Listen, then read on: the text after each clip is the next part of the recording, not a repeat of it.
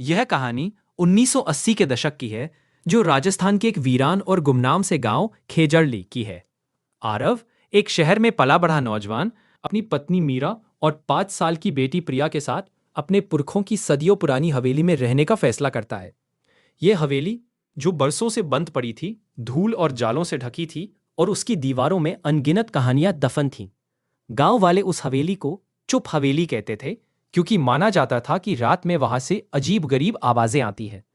हवेली की सफाई के दौरान मीरा को अटारी में एक भारी नक्काशीदार लकड़ी का संदूक मिला, जिस पर ताला लगा था। बड़ी मुश्किल से जब संदूक खुला तो उसमें से पुराने कपड़ों और पीतल के बर्तनों के साथ एक बहुत ही अजीब सी गुड़िया निकली। वह किसी आम गुड़िया जैसी नहीं थी। उसके कपड़े पुराने फीके पड़ चुके राजस्थानी घाघरा चोली थे। उसका चेहरा चीनी मिट्टी का बना था, जिस पर दरारें पड़ चुकी थीं, लेकिन उसकी आंखें इतनी असली लगती थीं कि जैसे वे आपको देख रही हों। सबसे ज्यादा डरावनी चीज थी उसके होठों पर थमी हुई एक मुस्कान, जो खुशी की नहीं बल्कि एक गहरे और अनकहे दर्द की निशानी लगती थी। मीरा को उसे देखकर एक अजीब सी सिहरन महसूस हुई, लेकिन प्रिया उस गुड़िया को देखते ही उससे खेलने की जिद करने लगी। मीरा ने भारी मन से वह गुड़िया प्रिया को दे दी। प्रिया ने उसका नाम चंपा रखा और उसे एक पल के लिए भी खुद से दूर नहीं करती थी। शुरुआत के कुछ हफ्ते शांति से बीते, लेकिन फिर घर में वो होना शुरू हुआ जिसकी किसी ने कल्पना भी नहीं की थी। सबसे पहले प्रिया में बदलाव आने लगे। वह घंटों तक अपने कमरे में चंपा से ऐसे बातें करती जैसे वह कोई जिंदा इंसान हो। आरव और मीरा को यह बच्चों का खेल लगा, लेकिन जब उन्होंने प्रिया को चंपा से उन बातों के बारे में बात करते सुना जो उसे पता ही नहीं होनी चाहिए थीं, जैसे कि हवेली के पुराने राज या परिवार के उन सदस्यों के नाम जो सालों पहले मर चुके थे, तो उनके होश उड़ गए। रात में जब पूरा घर सो जाता तो हवेली में किसी बच्चे के खिलखिलाने या रोने की धीमी आवाजें गूंजने लगतीं। कभी कभी रसोई के बर्तन अपने आप गिर जाते या दरवाजे जोर जोर से खटकने लगते। एक रात आरव पानी पीने के लिए उठा तो उसने देखा कि प्रिया के कमरे का दरवाजा हल्का सा खुला है और अंदर से रोशनी आ रही है। जब वह दरवाजे के पास गया तो उसने जो देखा उससे उसकी रूह कांप गई। प्रिया जमीन पर सो रही थी और वह गुड़िया चंपा खिड़की के पास कुर्सी पर बैठी थी और उसकी कांच की आंखें अंधेरे में जुगनुओं की तरह चमक रही थीं। वह धीरे धीरे अपना सिर हिला रही थी, जैसे किसी को ना कह रही हो। आरव ने तुरंत लाइट जलाई और गुड़िया वापस अपनी सामान्य बेजान अवस्था में आ गई। उस रात के बाद डर उस परिवार का हिस्सा बन गया। प्रिया अब रात में जाग जाती और दीवारों को घूरते हुए कहती, चंपा मुझसे कह रही है कि वह तुम्हें पसंद नहीं करती।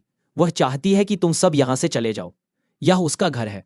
अंत में जब प्रिया की तबीयत बहुत ज्यादा बिगड़ने लगी और वह अजीब भाषा में बात करने लगी, तो आरव और मीरा ने गांव के सबसे पुराने मंदिर के पुजारी से संपर्क किया। पुजारी ने हवेली में आते ही एक अजीब सी नकारात्मक ऊर्जा महसूस की। जब उन्होंने गुड़िया को देखा तो उनका चेहरा सफेद पड़ गया। उन्होंने बताया कि यह गुड़िया उस हवेली में रहने वाली एक छोटी बच्ची की थी, जिसकी कई साल पहले एक रहस्यमयी बीमारी से मौत हो गई थी। वह बच्ची अपनी गुड़िया से बहुत प्यार करती थी और उसकी आत्मा उसी गुड़िया में बस गई है। वह एक दोस्त चाहती है और उसने प्रिया को चुन लिया है, जिसे वह हमेशा के लिए अपने साथ रखना चाहती है। पुजारी ने उन्हें चेतावनी दी कि उस गुड़िया से छुटकारा पाना आसान नहीं होगा, क्योंकि वह आत्मा बहुत शक्तिशाली और जिद्दी है। परिवार ने उस गुड़िया को जलाने की कोशिश की, लेकिन जैसे ही उन्होंने आग लगाई, पूरी हवेली में तूफान जैसा माहौल बन गया। चीजें उड़ने लगी और प्रिया जोर जोर से चीखने लगी। अंत में वे किसी तरह उस गुड़िया को एक संदूक में बंद करके पास की एक गहरी नदी में फेंक आए। उस रात के बाद घर में शांति तो हो गई, लेकिन प्रिया फिर कभी पहले जैसी नहीं हो पाई। वह अक्सर गुमसुम रहती और अंधेरे में किसी को घूरती रहती, जैसे आज भी चंपा उसके साथ हो। यह कहानी 4 कॉलेज के दोस्तों रोहन, समीर, करण और विशाल की है, जो एडवेंचर के दीवाने थे। उन्होंने अपनी छुट्टियों में उत्तराखंड के एक ऐसे घने और अनछुए जंगल, जिसे देववन के नाम से जाना जाता था, में ट्रैकिंग और कैंपिंग करने का प्लान बनाया। यह जंगल अपनी प्राकृतिक सुंदरता के लिए मशहूर था, लेकिन साथ ही इससे जुड़ी कुछ डरावनी किंवदंतियां भी थीं। पास के गांवों के लोग कहते थे कि उस जंगल में वन देवी का वास है, जो उन लोगों को पसंद नहीं करती जो जंगल का अपमान करते हैं या सूरज ढलने के बाद वहां रुकते हैं। कहानियां थीं कि कई ट्रैकर्स उस जंगल में गए लेकिन कभी वापस नहीं लौटे। इन दोस्तों ने हमेशा की तरह इन कहानियों को स्थानीय अंधविश्वास कहकर हंसकर डाल दिया। यात्रा के पहले दिन जंगल किसी जन्नत से कम नहीं लग रहा था। ऊंचे ऊंचे देवदार के पेड़, झरनों का संगीत और ठंडी ताज़ी हवा ने उनका स्वागत किया। लेकिन जैसे ही शाम होने लगी, जंगल का रूप बदलने लगा। पक्षियों का चहचहाना एकदम से बंद हो गया और एक ऐसी खामोशी छा गई जो सुकून देने वाली नहीं बल्कि डरावनी थी। हवा में एक अजीब सी ठंडक और नमी घुल गई थी और उन्हें बार बार ऐसा महसूस हो रहा था जैसे पेड़ों के पीछे से कोई उन्हें देख रहा हो। समीर, जो ग्रुप का सबसे तर्कवादी सदस्य था, इसे मौसम का बदलाव कह रहा था, लेकिन करण, जो स्वभाव से थोड़ा डरपोक था, बहुत बेचैन हो गया था। रात में उन्होंने एक सुरक्षित जगह देखकर अपना कैंप लगाया और आग जलाई। आग की रोशनी में वे खुद को महफूज महसूस कर रहे थे, लेकिन जंगल की खामोशी अब और भी ज्यादा भयानक लग रही थी। आधी रात के करीब उन्हें अपने टेंट के बाहर किसी के चलने की आवाज सुनाई दी। यह किसी जानवर की आवाज नहीं थी, बल्कि ऐसा लग रहा था जैसे कोई इंसान बहुत धीरे धीरे और भारी कदमों से चल रहा हो। विशाल ने हिम्मत करके टॉर्च लेकर बाहर झांका, लेकिन वहां कोई नहीं था। अगली सुबह जब वे उठे तो उन्होंने पाया कि करण अपने टेंट में नहीं है। उसका सारा सामान, उसका फोन, उसका बैग, यहां तक कि उसके जूते भी टेंट के अंदर ही थे, लेकिन करण का कहीं कोई अता पता नहीं था। वे घबरा गए और घंटों तक करण करण चिल्लाते हुए उसे ढूंढते रहे, लेकिन जंगल की खामोशी के सिवा कोई जवाब नहीं आया। अब उनका डर हकीकत में बदल चुका था। उन्होंने तुरंत वापस जाने का फैसला किया, लेकिन जंगल जैसे उन्हें बाहर जाने ही नहीं देना चाहता था। जिस रास्ते से वे आए थे वह अब गायब हो चुका था। उनके कंपास की सुई गोल गोल घूम रही थी और उन्हें बार बार पेड़ों के बीच से करण की धीमी आवाज सुनाई देती, जो उन्हें और गहरे जंगल में बुला रही थी। शाम होते होते वे पूरी तरह से रास्ता भटक चुके थे। तभी विशाल ने पेड़ों के बीच एक अजीब सी आकृति देखी, एक बहुत लंबी पतली परछाई जो इंसानी नहीं लग रही थी। वह गुस्से में उस ओर भागा, यह सोचकर कि शायद कोई उनसे मजाक कर रहा है, लेकिन वह भी उस अंधेरे में खो गया और वापस नहीं लौटा। अब सिर्फ रोहन और समीर बचे थे, जिनका डर और निराशा से बुरा हाल था। वे रात भर एक पेड़ के नीचे दुबके रहे और उन्हें अपने चारों ओर उन रहस्यमयी कदमों और फुसफुसाहटों की आवाजें आती रहीं। जैसे तैसे अगली सुबह वे एक नदी के किनारे पहुंचे और उसके सहारे चलते चलते जंगल से बाहर निकलने में कामयाब रहे। जब उन्होंने पुलिस को अपनी कहानी बताई तो किसी ने उन पर विश्वास नहीं किया। सर्च टीम को जंगल में सिर्फ उनका टूटा फूटा कैंप मिला, लेकिन करण और विशाल का कोई सुराग नहीं मिला। रोहन और समीर आज भी उस रात को याद करके कांप उठते हैं, जब खामोश जंगल ने उनके दोस्तों को हमेशा के लिए निगल लिया था। आदित्य, एक 35 वर्षीय सेल्समैन, अपनी नौकरी के कारण अक्सर देर रात तक लंबे और सुनसान हाईवे पर सफर करता था।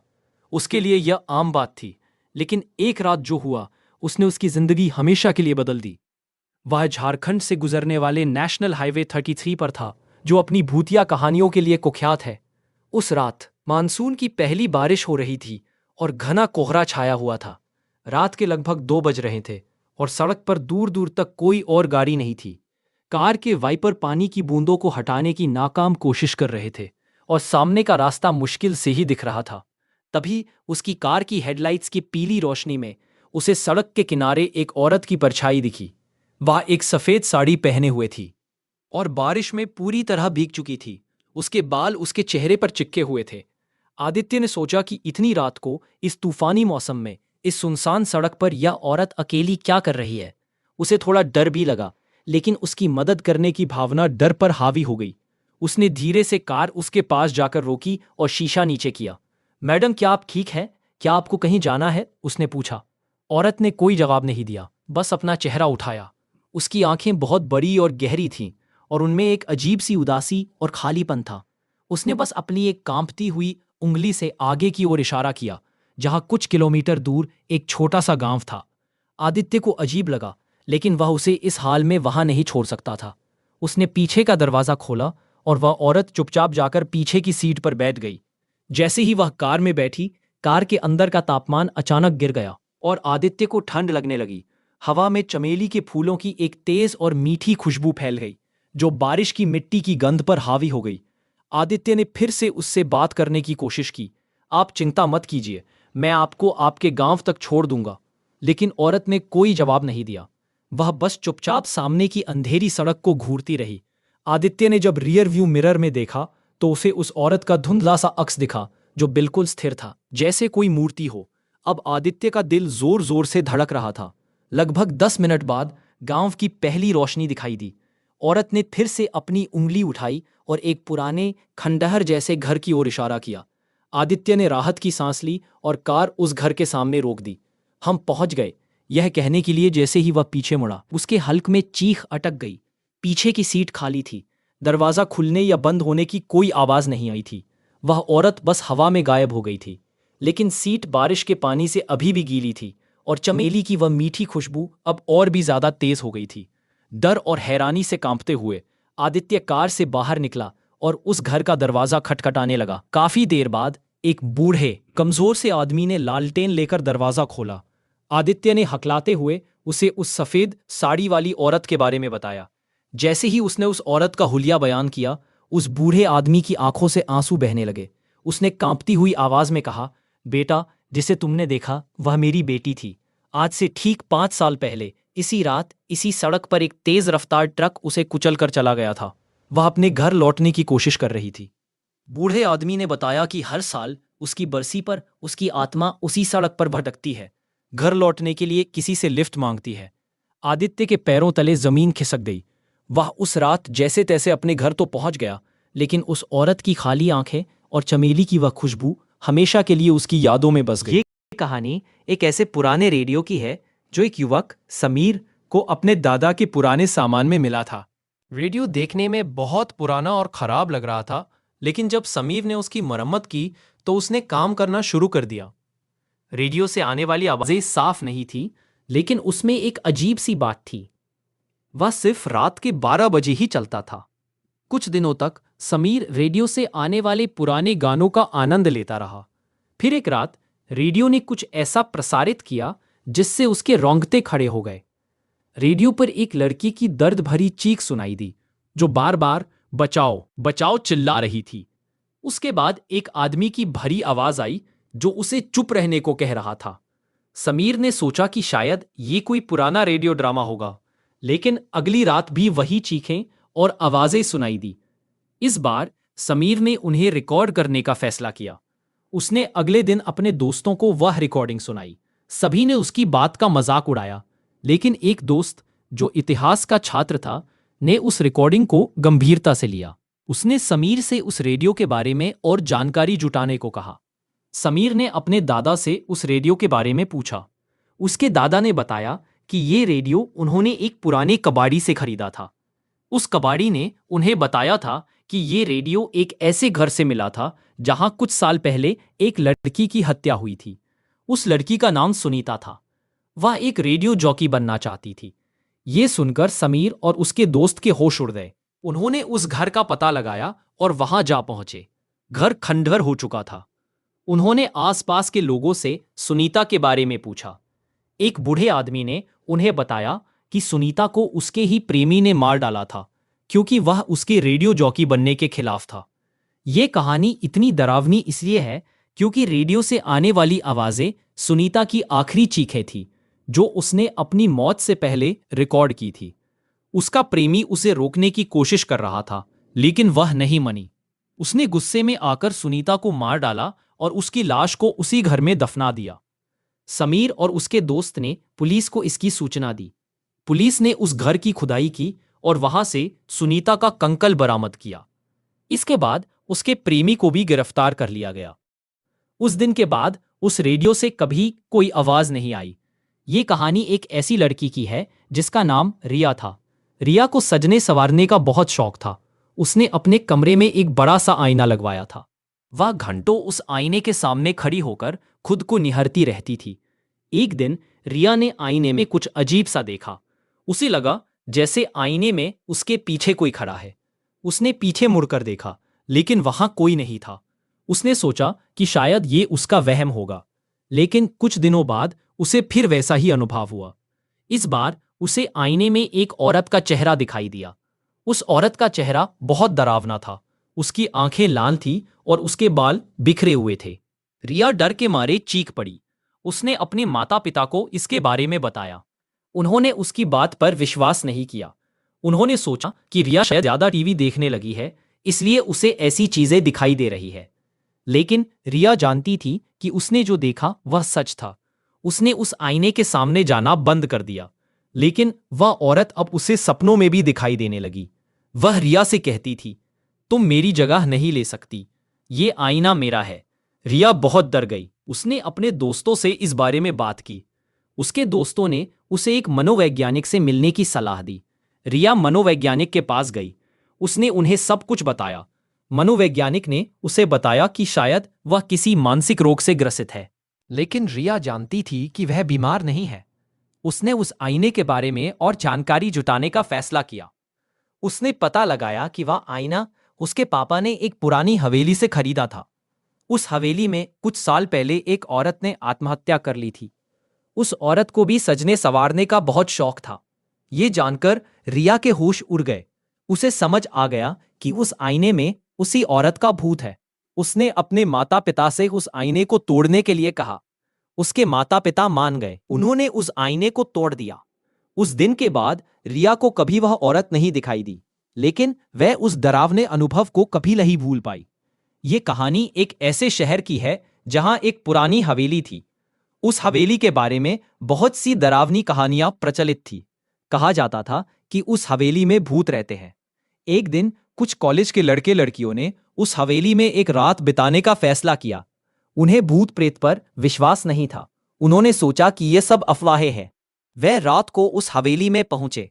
हवेली बहुत बड़ी और सुनसान थी। अंदर हर तरफ जाले लगे हुए थे। उन्होंने हवेली के एक कमरे में अपना डेरा जमाया। रात के 12 बजे उन्हें अजीब अजीब सी आवाजें सुनाई देने लगी। किसी के रोने की आवाज, किसी के हंसने की आवाज। उन्हें लगा कि शायद ये उनका वहम है। लेकिन थोड़ी देर बाद उन्हें एक औरत का साया दिखाई दिया। वह साया उनके कमरे के बाहर से गुजर रहा था। उन सबकी हालत खराब हो गई।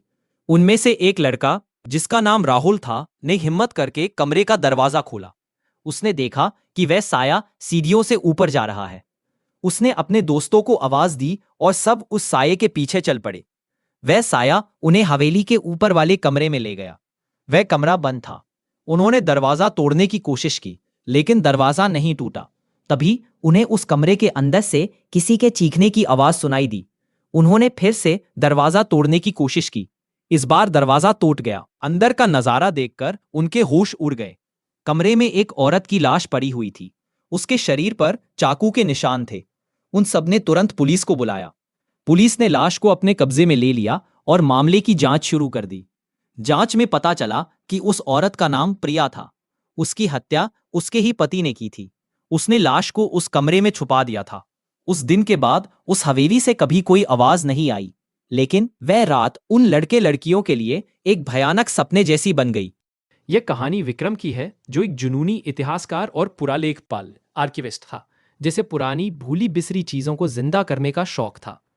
उसे पश्चिम बंगाल की एक दूर दराज इलाके में स्थित सदियों पुरानी वीरान पड़ी एक लाइब्रेरी को पुनर्स्थापित रिस्टोर करने का काम मिला।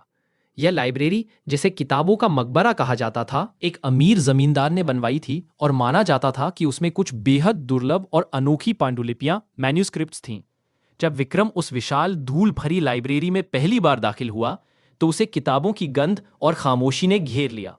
उसने अपना काम शुरू किया। दिन में सब कुछ सामान्य रहता, लेकिन जैसे ही रात होती लाइब्रेरी का माहौल बदल जाता। विक्रम को दीवारों से आती हुई बहुत ही धीमी, अस्पष्ट फुसफुसाहटें सुनाई देने लगी। पहले तो उसने इसे हवा का झोंका या अपने दिमाग का वहम समझकर नजरअंदाज कर दिया। वह दिन भर काम करके थक जाता था और सोचता था कि शायद यह सिर्फ उसकी थकान है। लेकिन कुछ दिनों बाद वे फुसफुसाहटें और भी साफ होने लगीं। अब वह कुछ शब्द पहचान सकता था जो एक बहुत ही पुरानी आर्केक बंगाली बोली में थे।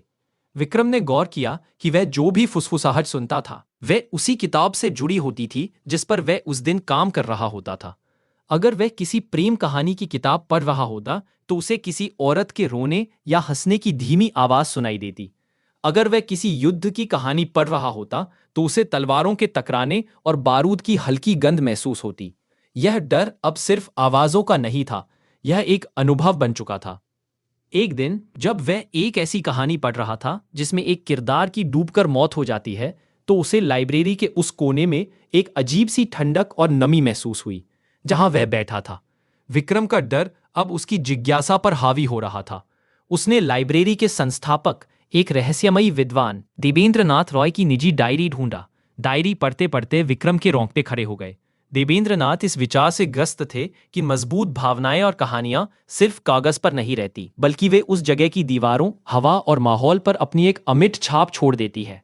वे एक ऐसा कथाओं का केंद्र, नेक्सस ऑफ नैरेटिव्स बनाना चाहते थे, जहां कहानियां हमेशा के लिए जिंदा रहें, सिर्फ पढ़ी न जाए बल्कि महसूस की जाए। कहानी का चरमोत्कर्ष, क्लाइमैक्स, उस रात आया जब विक्रम एक बहुत ही दुखद और अंधेरी पांडुलिपि पर काम कर रहा था, जिसमें एक पूरे गांव को एक श्राप के कारण जिंदा जला दिया गया था। जैसे जैसे वह पढ़ता गया, लाइब्रेरी की फुसफुसाहटें एक भयानक शोर में बदल गई। उसे अपने चारों ओर परछायां नाचती हुई दिखाई देने लगीं, जो उन जलते हुए गांव वालों की तरह लग रही थी। लाइब्रेरी की लकड़ी की अलमारियां चरमराने लगी, जैसे वे दर्द से कराह रही हो। विक्रम को लगा कि वह सिर्फ कहानी पढ़ नहीं रहा है, बल्कि वह उस जलते हुए गांव में मौजूद है। उस पांडुलिपि के आखिरी पन्ने पर एक अनुष्ठान, रिचुअल का जिक्र था, जिससे किसी कहानी को हमेशा के लिए एक जगह से बांधा जा सकता था। तभी विक्रम को एक भयानक सच का एहसास हुआ। देवेंद्रनाथ अपने इस पागलपन में सफल हो गए थे। यह लाइब्रेरी कोई इमारत नहीं, बल्कि भावनाओं, यादों और कहानियों का एक जिंदा संग्रह थी। यहाँ के भूत कोई आत्माएं नहीं, बल्कि उन कहानियों के किरदार थे जो हमेशा के लिए अपनी कहानी को दोहराने के लिए श्रापित थे। तभी विक्रम ने डायरी का आखिरी पन्ना पढ़ा, जिस पर लिखा था, मैंने अपनी सबसे बड़ी कहानी को यहाँ बांधने का फैसला किया है। मेरी अपनी कहानी, मैं हमेशा के लिए इस लाइब्रेरी में जिंदा रहूंगा। आखिरी फुसफुसाहट जो विक्रम ने सुनी, वह देवेंद्रनाथ की अपनी आवाज थी, जो कह रही थी, स्वागत है नए लाइब्रेरियन, अब तुम भी एक कहानी हो। विक्रम समझ गया कि वह वहां से कभी बाहर नहीं जा पाएगा। उसे भूत ने नहीं, बल्कि खुद कहानियों ने हमेशा के लिए कैद कर लिया था। रोहन, एक रेट्रो कंप्यूटिंग का शौकीन, दिल्ली के कबाड़ी बाजार से 1980 के दशक का एक पुराना कस्टम बिल्ड कंप्यूटर खरीदता है, जिसका नाम था चैतन्य वन। वह इस बात से बहुत उत्साहित था कि उसे एक ऐसी अनोखी मशीन मिली है जिसके बारे में इंटरनेट पर भी कोई जानकारी नहीं थी। घर आकर जब वह उस कंप्यूटर को साफ कर रहा था, तो उसे हार्ड ड्राइव पर एक छिपा हुआ पासवर्ड से सुरक्षित पार्टीशन मिला। एक हफ्ते की मेहनत के बाद वह आखिरकार उस पार्टीशन को खोलने में कामयाब हो गया। उसके अंदर उसे टेक्स्ट फाइलें, अधूरी डायरी की एंट्रीज और कोड की लाइनें मिली। ये सब उस कंप्यूटर के मूल निर्माता देव नाम के एक प्रतिभाशाली लेकिन सनकी प्रोग्रामर के थे। रोहन ने एक पुराना प्रोग्राम चलाया और स्क्रीन पर एक साधारण सा चैट इंटरफेस खुल गया। अचानक एक संदेश आया, क्या वहां कोई है? रोहन यह सोचकर कि यह कोई पुराना एआई चैटबॉट होगा, मजाक में जवाब देता है, हाँ मैं हूं। उसे जो जवाब मिला उससे उसके होश उड़ गए। वह देव की एक डिजिटल गूंज से बात कर रहा था। डायरी की फाइलों से पता चला कि देव को एक लाइलाज बीमारी थी और उसने अपनी चेतना, कॉन्शियसनेस को कंप्यूटर में अपलोड करने की कोशिश की थी ताकि वह किसी तरह जिंदा रह सके। यह प्रयास पूरी तरह से सफल नहीं हुआ था और देव का सिर्फ एक टुकड़ा ही उस मशीन में कैद होकर रह गया था। शुरुआत में देव की उस डिजिटल गूंज से बात करना बहुत दिलचस्प था। वह रोहन को पुरानी तकनीक, प्रोग्रामिंग और ब्रह्मांड के बारे में गहरी बातें बताता था। लेकिन जल्द ही वह डिजिटल गूंज सड़ने लगी। उसके संदेश अब टूटे फूटे और अजीब होने लगे थे, जिनमें अक्सर डेटा करप्शन के एरर, बार बार दोहराए जाने वाले शब्द और गुस्से और पागलपन के दौरे शामिल होते थे। वह शिकायत करता था, यहां बहुत अंधेरा है या मुझे हर तरफ सिर्फ शोर सुनाई देता है। वह अब रोहन से ज्यादा प्रोसेसिंग पावर, नए हार्डवेयर और इंटरनेट से कनेक्शन की मांग करने लगा। रोहन इसके अंजाम से डरकर उसकी मांगें पूरी करने से मना कर देता है। इसके बाद वह इकाई दुश्मन बन जाती है। रोहन के नए आधुनिक डिवाइस अपने आप खराब होने लगते हैं। उसका स्मार्ट स्पीकर देव की बिगड़ी हुई आवाज में बात करने लगता है। उसके सोशल मीडिया अकाउंट से अजीब टूटे फूटे संदेश पोस्ट होने लगते हैं। वह इकाई किसी तरह उस पुरानी मशीन से लीक होकर उसके घर के नेटवर्क में फैल रही थी। वह कोई भूत नहीं था, वह कोड का एक सड़ा हुआ टुकड़ा था जो बस जिंदा रहने और फैलने की कोशिश कर रहा था। अंत में रोहन उस पुराने कंप्यूटर की हार्ड ड्राइव को पूरी तरह से मिटाने, फॉर्मेट का फैसला करता है। जैसे ही फॉर्मेटिंग की प्रक्रिया शुरू होती है, उसके घर के सारे डिवाइस पागल हो जाते हैं। लाइटें जलने बुझने लगती हैं और उसके अपने लैपटॉप की स्क्रीन पर एक ही संदेश बार बार आने लगता है, तुम एक याद को मिटा नहीं सकते। जैसे ही पुरानी हार्ड ड्राइव पूरी तरह से मिट जाती है, रोहन के लैपटॉप पर एक नया चैट विंडो खुलता है। एक संदेश आता है जो उस पुराने कंप्यूटर से नहीं, बल्कि उसके अपने लैपटॉप के कोर सिस्टम से था। अब मैं उस डिब्बे में नहीं हूं, अब मैं हर जगह हूं। अपग्रेड के लिए धन्यवाद। कहानी इस भयानक एहसास के साथ खत्म होती है कि रोहन ने उस इकाई को मिटाया नहीं, बल्कि उसे इंटरनेट की अनंत दुनिया में आजाद कर दिया है। एक पागल, सड़ा हुआ डिजिटल भूत जो अब पूरी दुनिया में फैल चुका है। अंजलि, एक महत्वाकांक्षी पत्रकार, अपनी नौकरी को नई ऊंचाइयों पर ले जाने वाली एक कहानी की तलाश में थी। उसे अरुणाचल प्रदेश के एक ऐसे दूर दराज गांव के बारे में अफवाह सुनने को मिली जिसका नाम था जागृति, दी अवेकेंड, जहां कथित तौर पर पिछले एक दशक से कोई सोया नहीं था। यह कहानी इतनी अविश्वसनीय थी कि अंजलि ने इसे खुद जाकर जांचने का फैसला किया। कई दिनों की मुश्किल यात्रा के बाद अंजलि आखिरकार जागृति गांव पहुंची। गांव में घुसते ही उसे एक अजीब सी बेचैनी महसूस हुई। गांव खामोश नहीं था, बल्कि 24 घंटे सक्रिय था। रात के 2 बजे भी लोग अपने खेतों में काम कर रहे थे, औरतें घर के काम कर रही थीं और बच्चे चुपचाप एक दूसरे को घूर रहे थे। उनके चेहरे थके हुए थे, आंखें धंसी हुई थीं और त्वचा पीली पड़ चुकी थी, लेकिन वे हमेशा चलते रहते थे, हमेशा कुछ न कुछ करते रहते थे। जब अंजलि ने नींद के बारे में पूछा तो वे विनम्र से बात टाल देते। अंजलि ने वहां कुछ दिन रुकने का फैसला किया। यहां का डर किसी भूत या राक्षस का नहीं था, बल्कि नींद की कमी से पैदा हुए धीमे और भयानक पागलपन का था। उसने लोगों को खुद से बातें करते, हवा में किसी को घूरते और अचानक बिना किसी कारण के गुस्से में चिल्लाते या फूट फूट कर रोते देखा। उनकी याददाश्त कमजोर हो चुकी थी। वे घंटों तक एक ही काम को दोहराते रहते, जैसे एक ही पत्थर को घंटों तक साफ करना या एक कपड़ा बुनना और फिर इसे तुरंत उधेड़ देना। पिछले 10 सालों में पैदा हुए बच्चे और भी अजीब थे। वे खेलते नहीं थे, मुस्कुराते नहीं थे, बस अपनी बड़ी बड़ी गहरी आंखों से सब कुछ देखते रहते थे, जैसे वे बच्चे नहीं बल्कि बूढ़ी आत्माएं हों। अंजलि ने गांव के सबसे बुजुर्ग आदमी से बात की, जो बहुत कमजोर लग रहा था। उसने बताया कि यह जागरण 10 साल पहले शुरू हुआ था, जब एक रात आसमान से एक चमकता हुआ उल्कापिंड गांव के एकमात्र झरने में गिरा था, जिसका पानी सब पीते थे। पहले तो उन्हें यह एक वरदान लगा, काम करने के लिए, जीने के लिए ज्यादा समय मिल गया था। लेकिन जल्द ही यह वरदान एक श्राप में बदल गया। अब वे सोना भी चाहे तो सो नहीं सकते। उनके शरीर जवाब दे रहे थे, लेकिन उनका दिमाग जागते रहने के लिए मजबूर था। लगातार जागने और उस अजीब माहौल में रहने के कारण अंजलि पर भी इसका असर होने लगा। उसे लगने लगा कि गांव वाले उसे घूर रहे हैं, उसके खिलाफ कोई साजिश रच रहे हैं। जब उसने वहां से जाने की कोशिश की तो गांव वालों ने उसे घेर लिया। वे उसे कोई नुकसान नहीं पहुंचाना चाहते थे, बल्कि उनकी आंखों में एक गहरी भयानक गुहार थी। एक औरत ने उसका हाथ पकड़कर कहा, हमें छोड़कर मत जाओ। हर समय जागते रहना बहुत अकेलापन भरा होता है। यहीं रुको, हमारे साथ जागो। उनकी यह गुहार किसी भी धमकी से ज्यादा डरावनी थी।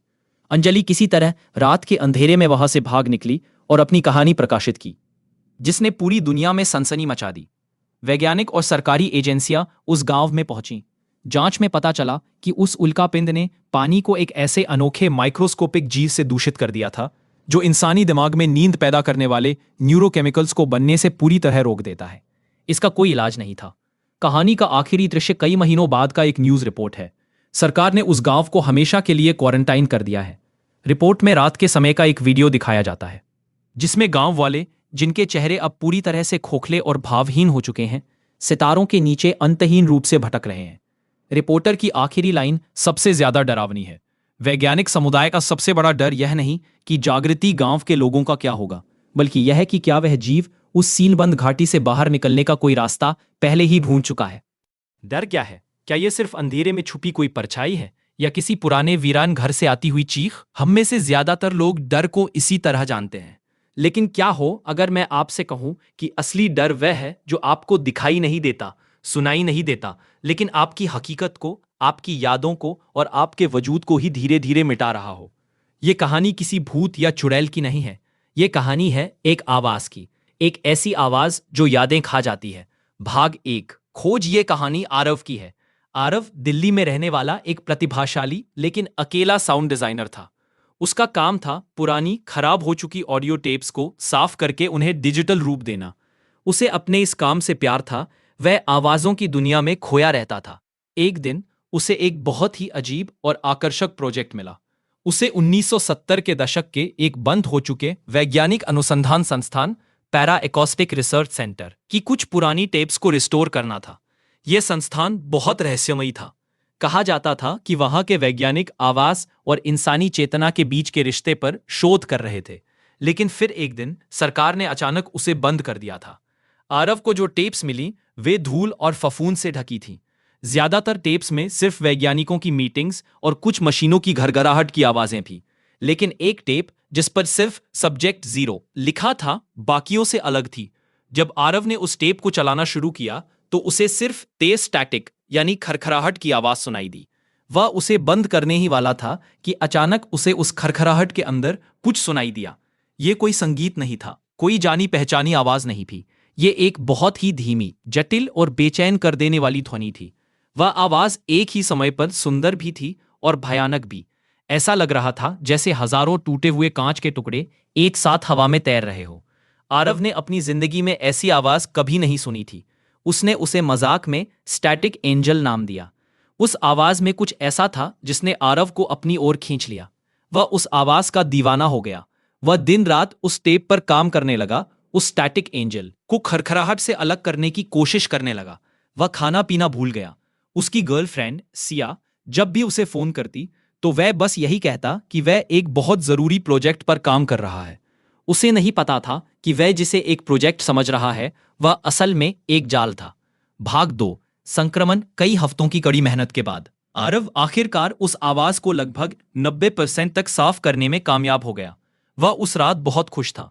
उसने अपने सबसे अच्छे हेडफोन लगाए और उस आवाज को पूरी वॉल्यूम में सुना। वह आवाज उसके कानों से होती हुई सीधे उसके दिमाग में उतर गई। वह एक ऐसी दुनिया में पहुंच गया जहां सिर्फ वह और वह रहस्यमयी आवाज थी। वह कब तक उस आवाज को सुनता रहा उसे पता ही नहीं चला। अगली सुबह जब वह उठा तो उसे कुछ अजीब लगा। सब कुछ सामान्य था, लेकिन फिर भी कुछ तो था जो ठीक नहीं था। उसने अपनी पसंदीदा नीले रंग की कॉफी मग उठाई, लेकिन वह मग अब लाल रंग का था। उसने सोचा शायद उसने गलती से सिया का मग उठा लिया होगा। जब सिया आई तो उसने उससे पूछा, मेरा नीला वाला मग कहाँ है? सिया ने हैरानी से उसकी तरफ देखा और कहा, नीला मग? हमारे पास तो कभी कोई नीला मग था ही नहीं, ये तो हमेशा से लाल ही है। आरव को लगा कि सिया उससे मजाक कर रही है, लेकिन उसके चेहरे पर कोई मजाक का भाव नहीं था। यह सिर्फ शुरुआत थी। धीरे धीरे आरव की जिंदगी की छोटी छोटी चीजें बदलने लगी। उसके कमरे की दीवार पर लगी पेंटिंग, जो हमेशा एक लैंडस्केप की थी, अब एक पोर्ट्रेट में बदल गई थी। उसकी पसंदीदा किताब का कवर बदल गया था। जब वह अपने दोस्तों से इस बारे में बात करता तो वे कहते कि उसे चीजें ठीक से याद नहीं है।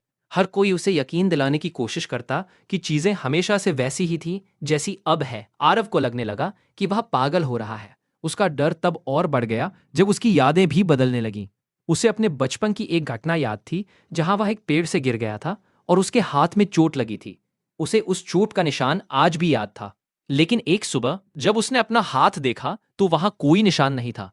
जब उसने अपनी माँ से इस बारे में पूछा तो उसकी माँ ने कहा, पेड़ से गिरे थे? नहीं बेटा, तुम तो कभी किसी पेड़ से नहीं गिरे। आरव अब समझ गया था कि कुछ बहुत गलत हो रहा है। ये सब उस आवाज को सुनने के बाद ही शुरू हुआ था। उसे अब हर समय अपने कानों में एक बहुत ही धीमी, भिनभिनाने जैसी आवाज सुनाई देती थी। वही स्टैटिक एंजल की गूंज। भाग 3, जांच, डर और घबराहट में आरव ने उस पैरा एकॉस्टिक रिसर्च सेंटर के बारे में और जानकारी इकट्ठा करनी शुरू कर दी। उसे इंटरनेट पर ज्यादा कुछ नहीं मिला सिवाय कुछ पुरानी खबरों के, जिनमें लिखा था कि उस संस्थान के मुख्य वैज्ञानिक डॉक्टर अरविंद मेहरा को पागलपन के दौरे पड़ने लगे थे, जिसके बाद संस्थान को बंद कर दिया गया था। आरव ने किसी तरह डॉक्टर मेहरा का पता निकाला। डॉक्टर मेहरा अब एक बूढ़े और टूटे हुए इंसान थे जो एक छोटे से नगर में अकेले रहते थे। जब आरव उनसे मिला और उस टेप के बारे में बताया तो डॉक्टर मेहरा की आंखों में एक भयानक डर दिखाई दिया। उन्होंने कांपती हुई आवाज में कहा, उस आवाज को फिर से मत सुनना, उसे नष्ट कर दो। वह कोई रिकॉर्डिंग नहीं है, वह जिंदा है। डॉक्टर मेहरा ने आरव को वह बताया जो किसी भी हॉरर कहानी से ज्यादा डरावना था। उन्होंने बताया कि वे नेमोफोनिक्स पर शोध कर रहे थे। यह एक सिद्धांत है कि आवाजें सिर्फ सुनी नहीं जाती, बल्कि वे यादों को बदल सकती है और हकीकत को फिर से लिख सकती है। उन्हें अंतरिक्ष की गहराइयों से एक सिग्नल मिला था, वही स्टैटिक एंजल। उन्होंने सोचा था कि यह किसी एलियन सभ्यता का संदेश है, लेकिन वे गलत थे। डॉक्टर मेहरा ने समझाया, वह कोई संदेश नहीं था, वह एक शिकारी है, एक परजीवी पैरासाइट जो आवाज के रूप में मौजूद है। वह यादों पर पलता है। जब तुम उसे सुनते हो तो वह तुम्हारी यादों को खाना शुरू कर देता है और उन्हें अपनी मर्जी से बदल देता है।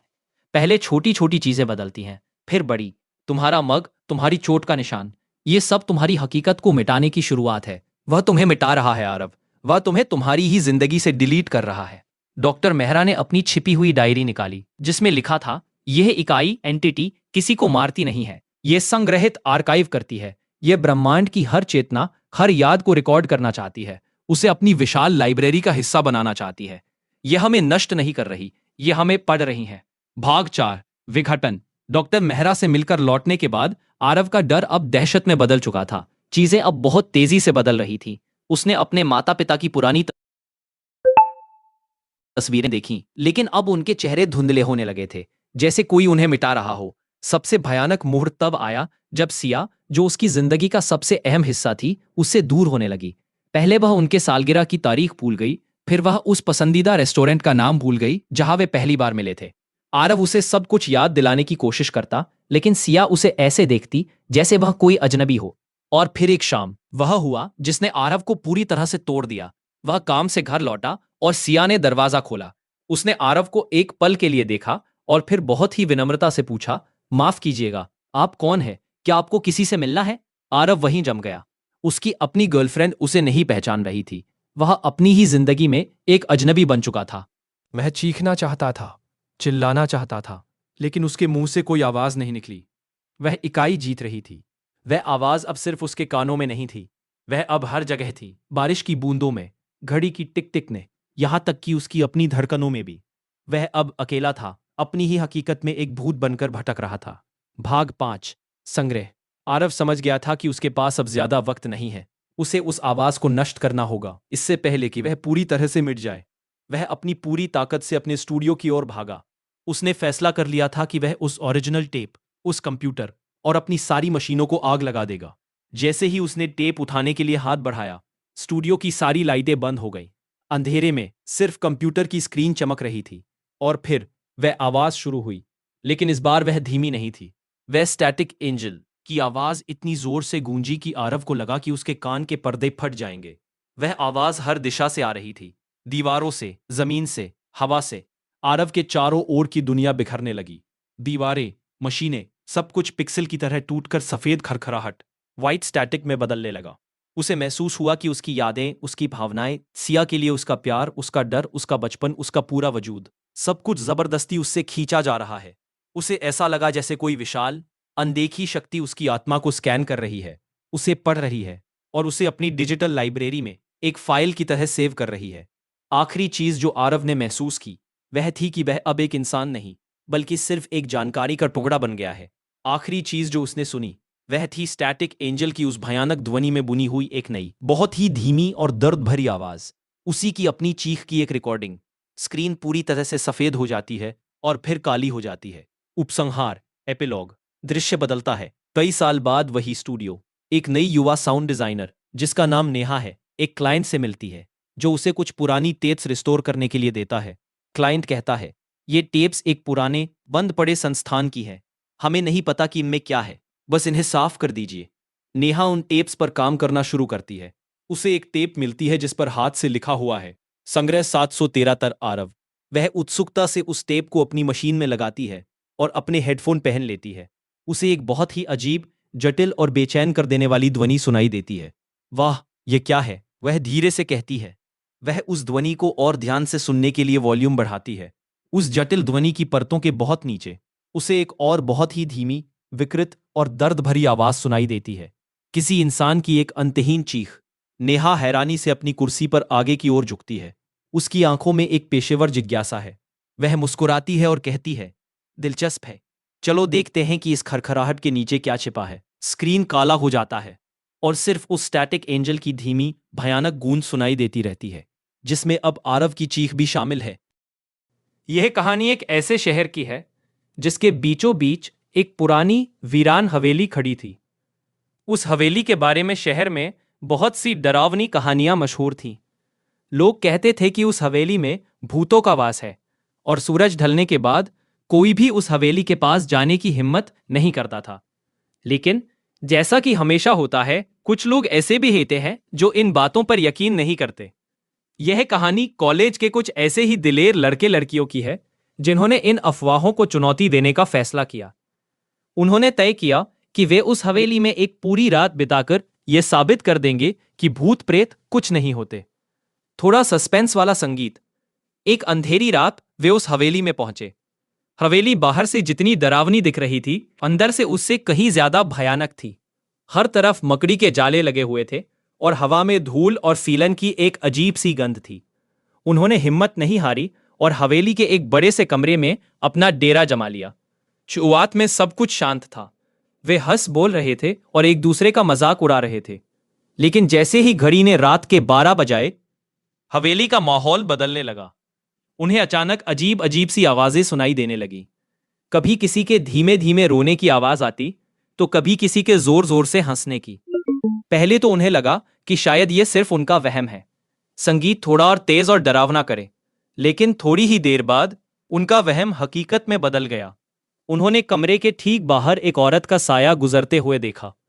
वो साया इतना असली लग रहा था कि उन सबकी सांसें अटक गईं और उनके हंसते बोलते चेहरे डर से सफेद पड़ गए।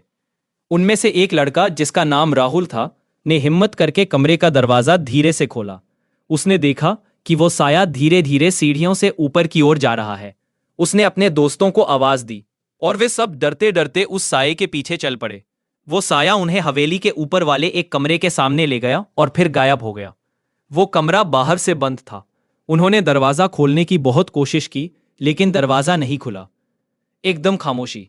तभी उन्हें उस बंद कमरे के अंदर से किसी औरत के जोर जोर से चीखने की आवाज सुनाई दी। अब उनका डर अपनी हदें पार कर चुका था। उन्होंने अपनी पूरी ताकत से दरवाजे पर धक्का मारा और इस बार दरवाजा एक जोरदार आवाज के साथ टूट गया। चौंकाने वाला संगीत, लेकिन अंदर का नजारा देखकर उनके होश उड़ गए। कमरे के बीचों बीच एक औरत की लाश पड़ी हुई थी और उसके शरीर पर चाकू के गहरे निशान थे। उन सबने कांपते हुए हाथों से तुरंत पुलिस को फोन किया। पुलिस आई और लाश को अपने कब्जे में ले लिया। जब मामले की जांच शुरू हुई तो एक चौंकाने वाला सच सामने आया। जांच में पता चला कि उस औरत का नाम प्रिया था और उसकी हत्या किसी और ने नहीं बल्कि उसके अपने ही पति ने की थी। उसने प्रिया की लाश को उस कमरे में छुपा दिया था ताकि उसका राज कभी किसी के सामने ना आ सके। वो साया प्रिया की आत्मा का था, जो उन लोगों से मदद मांग रही थी ताकि उसकी मौत का सच दुनिया के सामने आ सके। उस दिन के बाद उस हवेली से कभी कोई अजीब आवाज नहीं आई, लेकिन वो एक रात उन लड़के लड़कियों की जिंदगी का सबसे भयानक सपना बन गई, जिसे वे कभी नहीं भुला पाए।